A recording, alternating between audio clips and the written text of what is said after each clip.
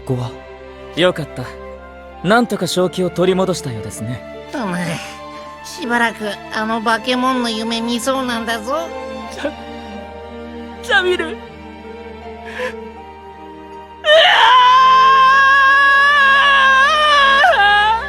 ラッコちゃん、全然言葉喋れてねえじゃん。一発殴ってやると言っていたのもすっかり忘れていますね。生きててよかった。生きててよかった。お前はどうしてそう。俺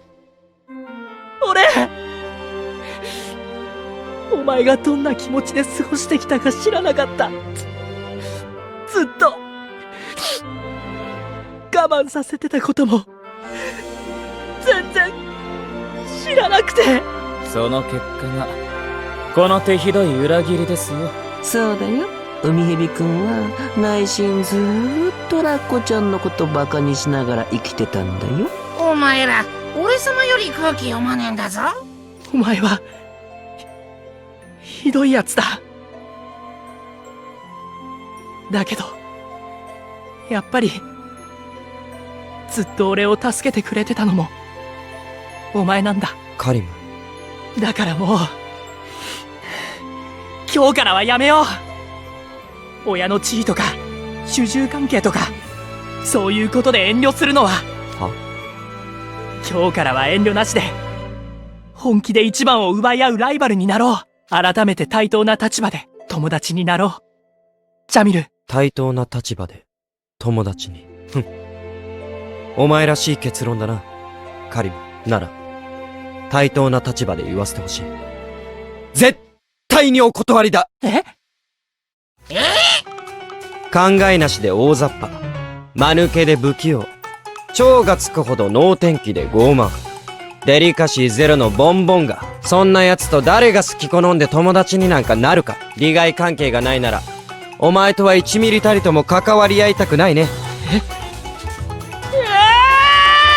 なんだよそれ。なんか吹っ切れちまったのか。ズバズバきついこと言いまくりなんだぞ。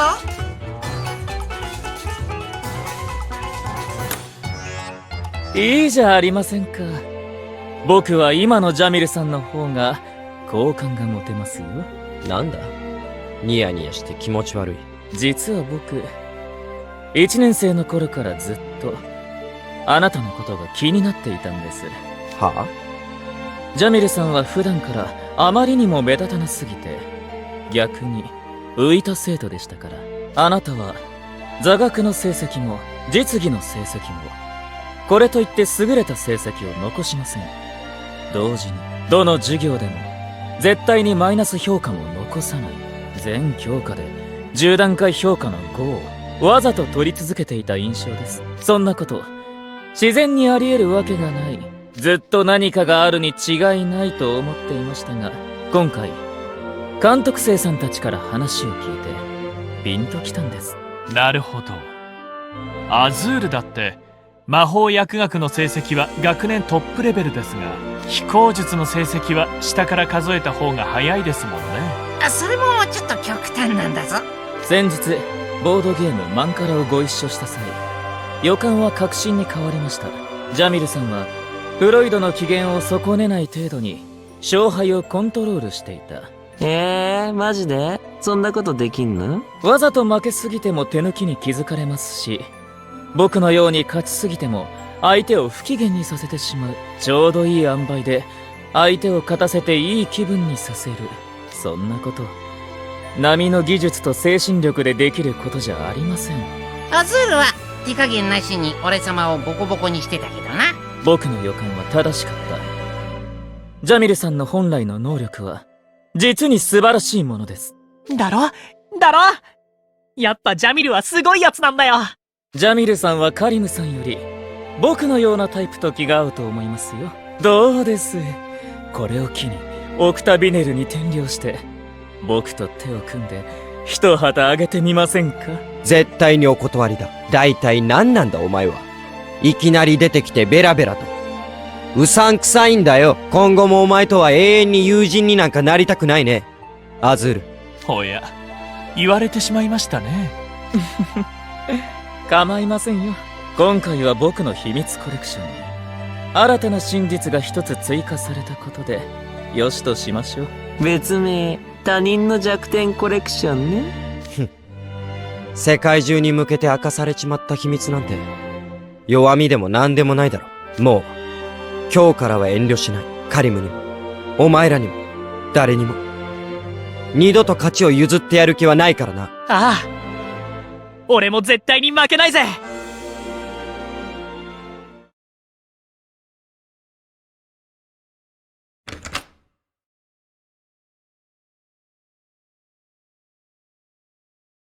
スンスン、スンスン、黒い石。この部屋から黒い石の匂いがするんだぞ。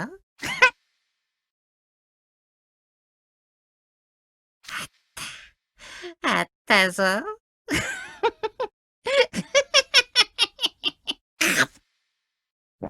これは、スパイシーでありながら、深いコクのあるまろやかなお味。